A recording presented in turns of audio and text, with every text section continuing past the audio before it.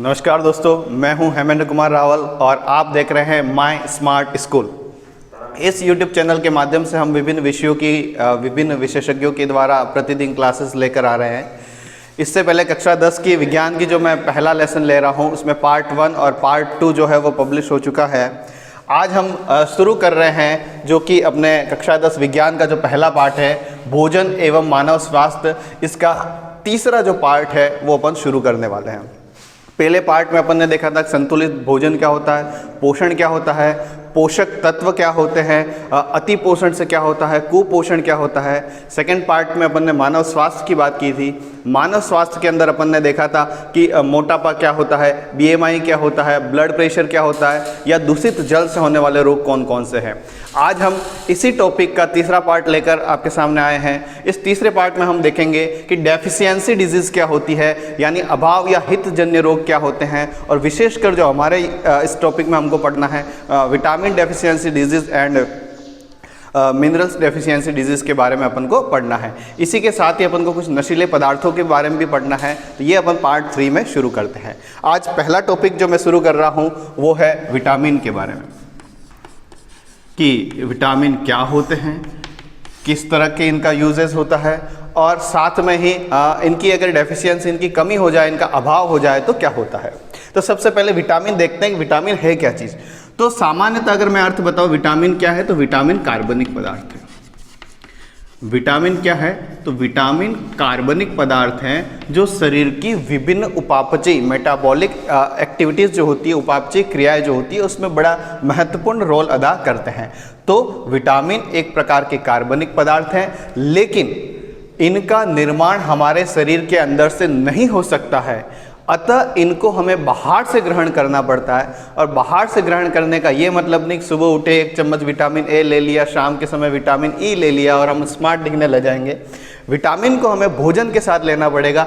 अलग अलग प्रकार के जितने भी खाद्य पदार्थ होते हैं उसमें अलग अलग विटामिन की मात्रा होती है, जहाँ से हमें विटामिन की प्राप्ति होती है। तो विटामिन कार्बनिक पदार्थ हैं। हमारे शरीर में इनका निर्माण होता है क्या, तो विटामिन का हमारे शरीर में निर्माण नहीं होता है, अतः हम इसको कैसे ग्रहण करेंगे, हम भोजन द्वारा ग्रहण करते हैं। तो विटामिन को हम किसके द्वारा ग्रहण करते हैं, भोजन द्वारा ग्रहण करते हैं। यदि विटामिन की कमी हो जाए हमारे शरीर में, कमी हो जाए तो क्या होगा, तो विभिन्न प्रकार के अभाव, डेफिशिएंसी डिजीज जो है हमारे शरीर में दिखने लगेगी। हमारे शरीर की जो उपापचयी क्रिया है वो सही ढंग से हो नहीं पाएगी। अच्छा, विटामिन की खोज किसने की, तो विटामिन की खोज सर्वप्रथम ल्यूनिन ने की थी। तो विटामिन की खोज करने वाला व्यक्ति कौन है, ल्यूनिन जो था, उन्होंने विटामिन की खोज की थी। और अगर आ जाए विटामिन शब्द किसने दिया, तो विटामिन शब्द जो था कैसमियर फंक ने दिया था। तो शब्द जो है वो फंक ने दिया था, जबकि खोज किसने की थी, ल्यूनिन ने खोज की थी। इनको हम शरीर में बाहर से ग्रहण करते हैं। अच्छा, अब विटामिन का अगर वर्गीकरण करना चाहे तो कैसे कर सकते हैं, तो जी हाँ, विटामिन जो होता है सामान्य तौर पर इन्हें 2 भागों में विभाजित किया जाता है। एक वो विटामिन होते हैं जिन्हें वसा में विलय विटामिन कहते हैं, यानी ये वसा के अंदर आसानी से विलय हो सकते हैं। दूसरे जो विटामिन होते हैं वो जल में विलय विटामिन होते हैं, यानी कि ये जल में जो होते हैं वो विलय हो जाते हैं। तो विटामिन कितने प्रकार के हुए, विटामिन 2 प्रकार के हुए। एक वो जो कि वसा में विलय होते हैं, दूसरे वो कि जो जल में विलय होते हैं। वसा में विलय विटामिन कौन से हैं, इसका एग्जाम्पल हमें जरूर याद रखना है। सामान्य भाषा में इन्हें एडेक कहते हैं, बस इतना ध्यान रखना है, एडेक। एडेक का मतलब क्या है, vitamin A, vitamin D, vitamin E and vitamin के। ये 4 प्रकार के जो विटामिन हैं, ये चारों ही विटामिन जो है वो वसा में विलय विटामिन कहलाते हैं। जबकि शेष क्या रहा, ए यहाँ आ गया तो विटामिन बी, और कौन सा रहा, विटामिन सी। तो विटामिन ए वसा में विलय, बी और सी जल में विलय, तथा D vitamin E and vitamin के जो है वो वसा में विलय विटामिन होते हैं। तो ये हमारे पास 2 प्रकार के विटामिन हो गए। अब हम देखते हैं कि किस प्रकार से अभावजन्य रोग जो होते हैं, डेफिशिएंसी डिजीज जो होती है, वो किस विटामिन से कौन सा होता है और इन विटामिन का रासायनिक नाम क्या होता है। तो आइए शुरू करते हैं आज का पहला पार्ट विटामिन ए से। सबसे पहले अपन शुरू कर रहे हैं विटामिन ए। अच्छा, विटामिन ए क्या है, तो इसको रासायनिक रूप से इसका जो रासायनिक नाम आता है वो होता है रेटिनॉल। तो विटामिन ए हमको 1 नंबर का छोटा क्वेश्चन पूछा जा सकता है कि विटामिन ए का रासायनिक नाम क्या है, तो विटामिन ए का रासायनिक नाम जो है वो रेटिनॉल होता है। और ये कहाँ पाया जाता है, तो विशेषकर ये पीले फल में, खास करके गाजर, आम वगैरह में पाया जाता है, और सभी फल और सब्जियों के अंदर भी ये विटामिन पाया जाता है। इसके अलावा और कहाँ पाया जाता है, दूध, मछली, अंडा, और विशेष करके मछली के यकृत का जो तेल होता है, उस यकृत के तेल में विटामिन ए बहुतायत से पाया जाता है। इसके अलावा वैज्ञानिकों ने एक जेनेटिकली मॉडिफाई, आनुवांशिक रूप से संवर्धित चावल का निर्माण किया है। वैज्ञानिकों ने एक जेनेटिकली मॉडिफाइड चावल का निर्माण किया है, जिसे सामान्य भाषा में गोल्डन राइस के नाम से जाना जाता है। हिंदी में इन्हें सुनहरे चावल कहते हैं। आनुवांशिक संवर्धित करके बनाया गया है और ये विटामिन ए का भरपूर स्रोत है, यानी कि इसमें भरपूर मात्रा में विटामिन ए जो है वो पाया जाता है। अब हमारे शरीर में माना कि विटामिन ए की कमी होगी तो क्या होगा? अगर विटामिन ए की कमी होगी तो जो रोग होता है वो रोग का नाम है रतौंधी। अब ये रतौंधी क्या वाला है?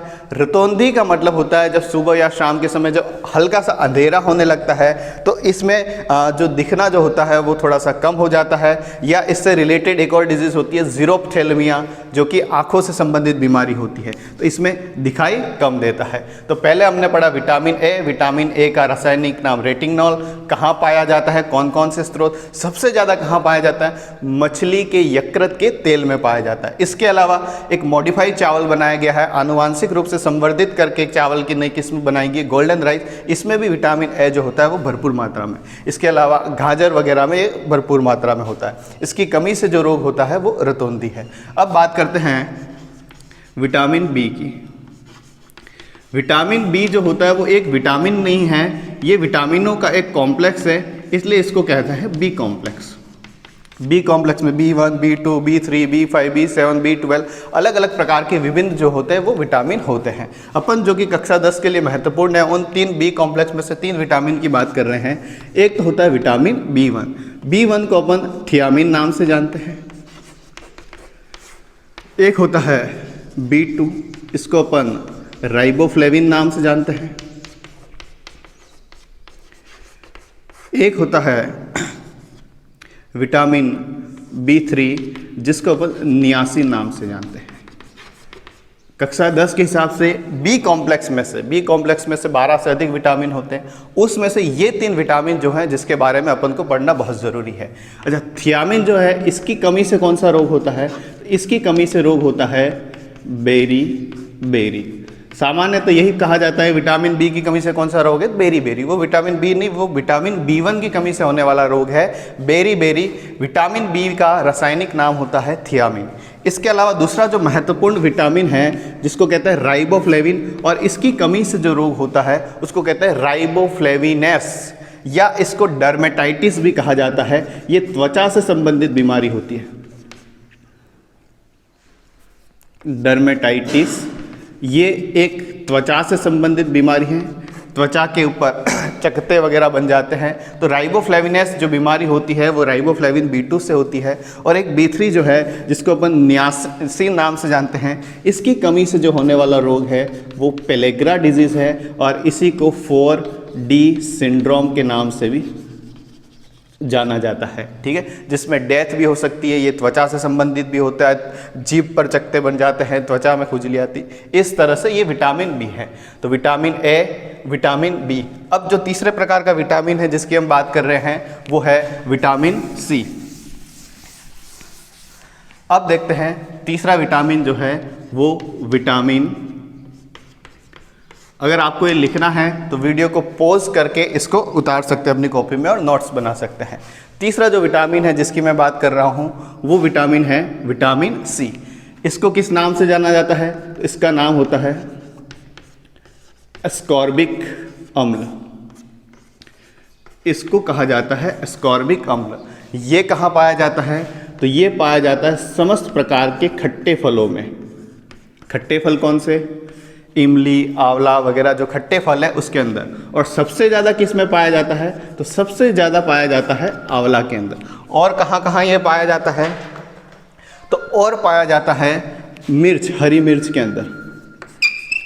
ठीक है, अगर ये पूछ ले कि विटामिन ए कहाँ नहीं पाया जाता है, तो विटामिन सी कहाँ नहीं पाया जाता है, तो विटामिन सी कभी भी दूध से प्राप्त नहीं होता है। इसके अलावा फल सब्जियों से प्राप्त होता है, विशेषकर खट्टे फलों में सबसे ज़्यादा होता है, और सबसे ज़्यादा लेना हो आंवला में, मिर्च में पाया जाता है। पर ये विटामिन जो है वो दूध में कभी भी नहीं पाया जाएगा। अगर इस विटामिन की कमी हो जाती है तो कौन सा रोग होता है? तो इस विटामिन की कमी से जो होने वाला रोग है वो स्कर्वी डिजीज़ है।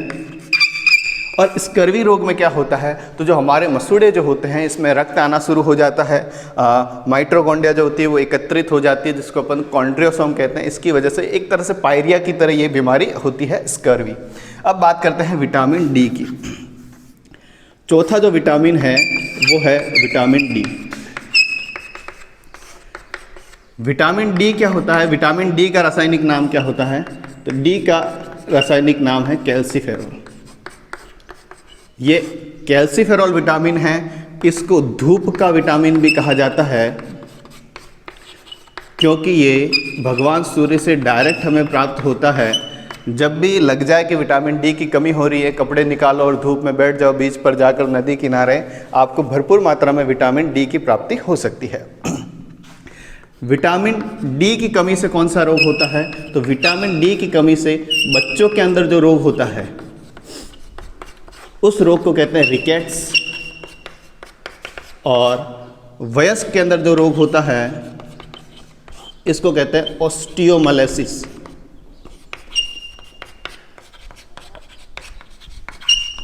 तो दो प्रकार की डिजीज हमने विटामिन डी की कमी से पढ़े। विटामिन डी कैल्सीफेरॉल है, धूप का विटामिन है, कमी हो जाए धूप में जाके बैठ जाओ। बच्चों के अंदर रिकेट्स रोग होता है, वयस्क के अंदर ऑस्टियोमालाइसिस।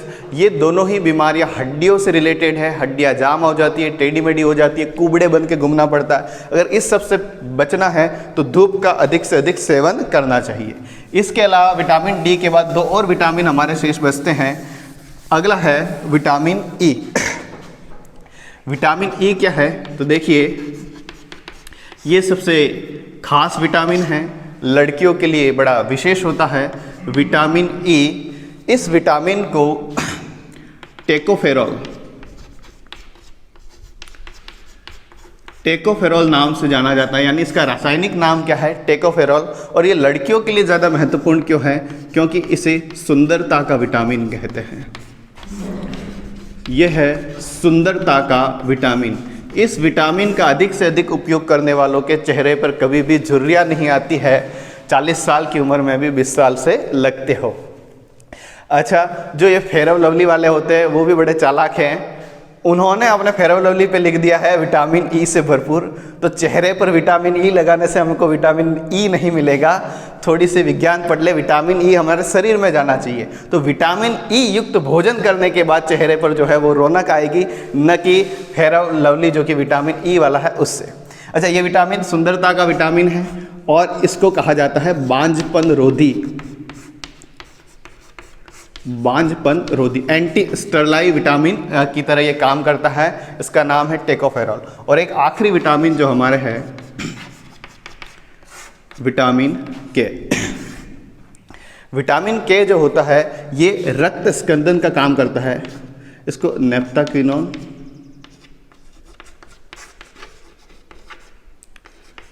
या फिलोक्विनोन के नाम से जाना जाता है। ये इसका वैज्ञानिक नाम है। 1 नंबर का क्वेश्चन पूछा जा सकता है किसी भी विटामिन के बारे में। अच्छा, ये क्या करता है? तो ये रक्त के स्कंदन का कार्य करता है, यानी कि हमारे शरीर में जो रक्त जो होता है अगर वो बहने लग जाए तो उसका जो थक्का बनाने के जो होता है प्रोथ्रोम्बिन जो प्रोटीन है उसके निर्माण में महत्वपूर्ण भूमिका निभाता है।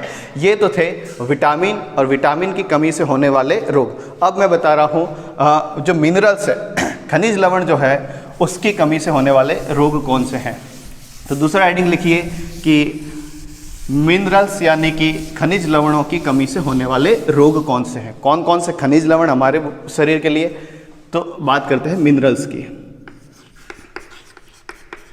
खनिज लवण यूँ तो 16 से ज़्यादा प्रकार के खनिज लवण जो होते हैं वो हमारे लिए ज़रूरी होते हैं। मैं कुछ विशेष खनिज लवणों के बारे में बता रहा हूँ, जैसे कि कैल्शियम,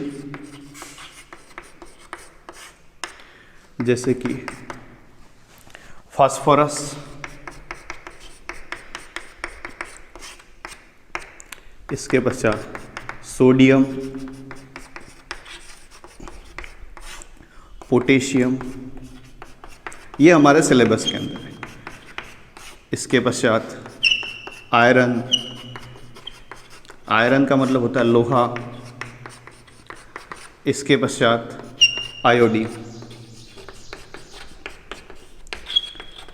विटामिन क्या है? तो विटामिन भी एक विशेष प्रकार खनिज लवण क्या है, मिनरल्स क्या है, तो एक विशेष प्रकार के तत्व हैं।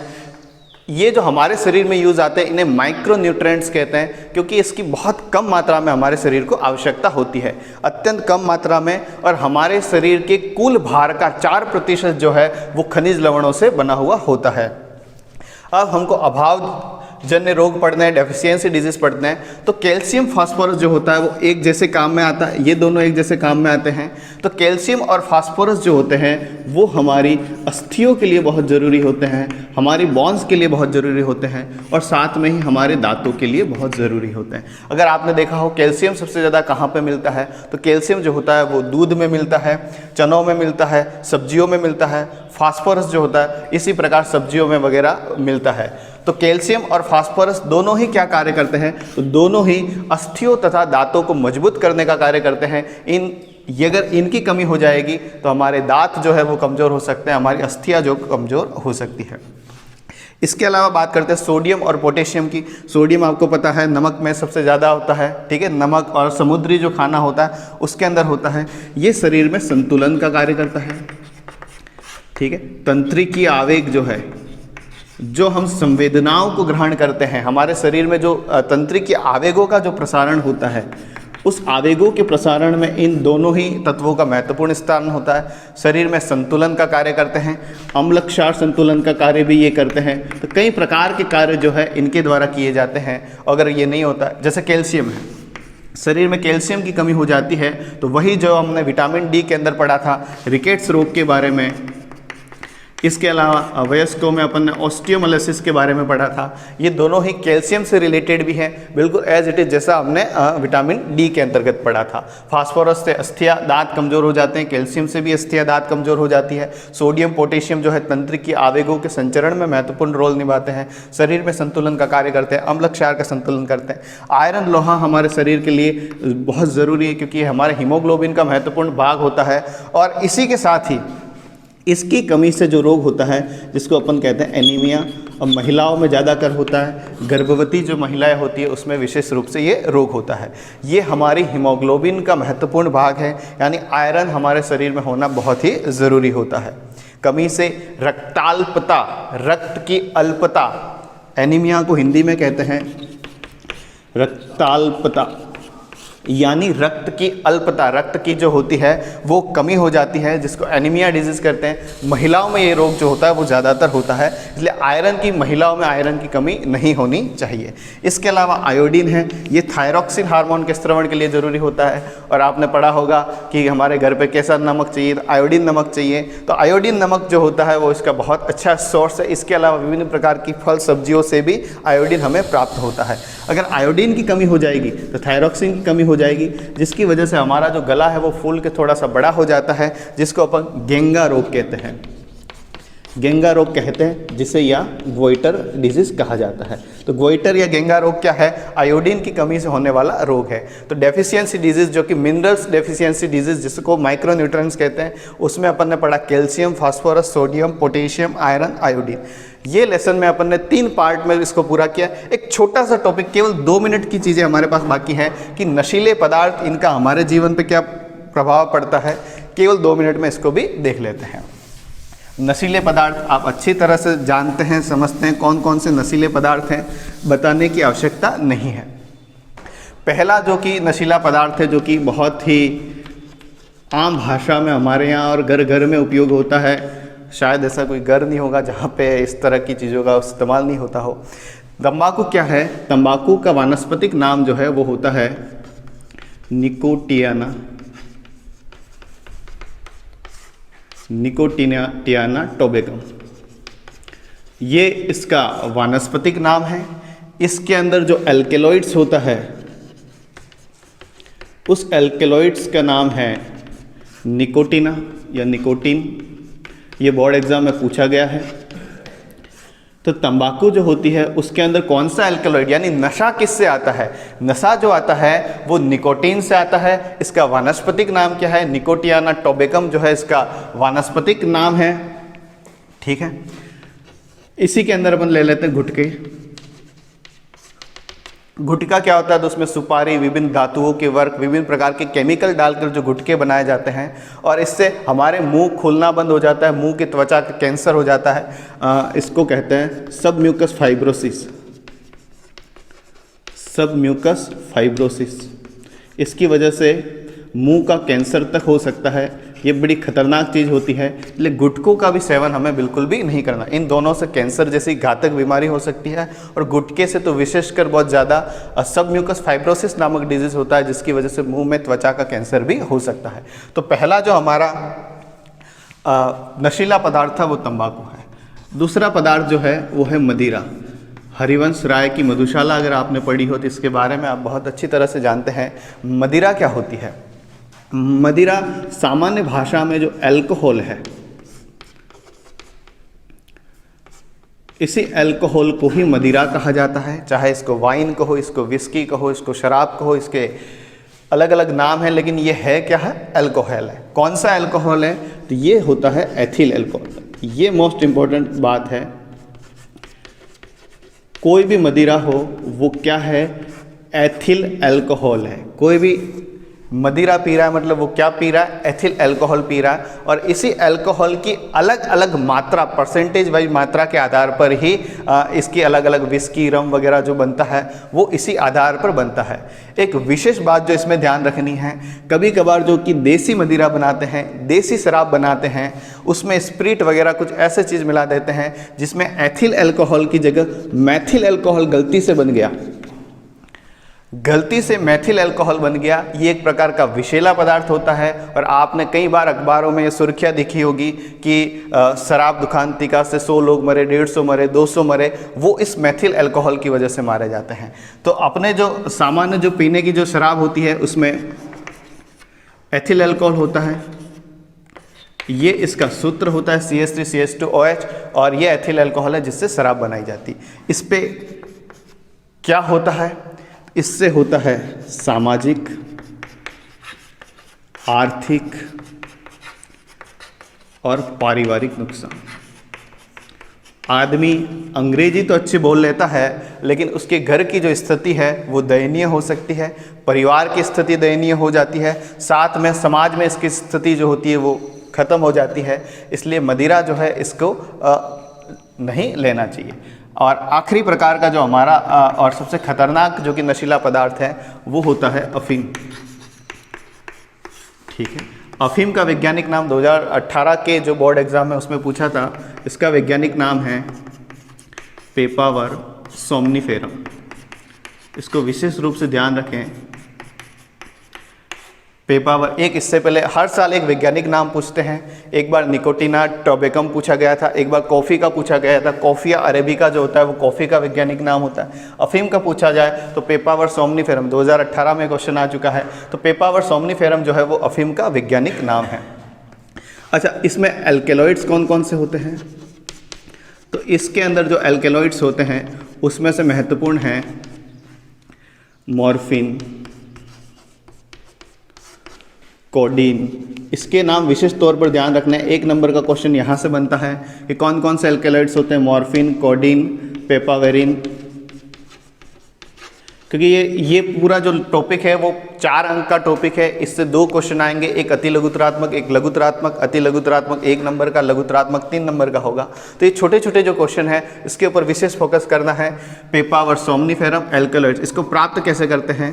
तो अफीम का जो फल होता है, अफीम की खेती राजस्थान में बहुत होती है, खास करके उदयपुर जिले के वल्लभनगर मावली क्षेत्र में, चित्तौड़गढ़ जिले में, कोटा जिले में जो हाड़ौती अंचल है उस क्षेत्र में अफीम की खेती होती है। इसके जो कच्चे फल होते हैं उस कच्चे फल के ऊपर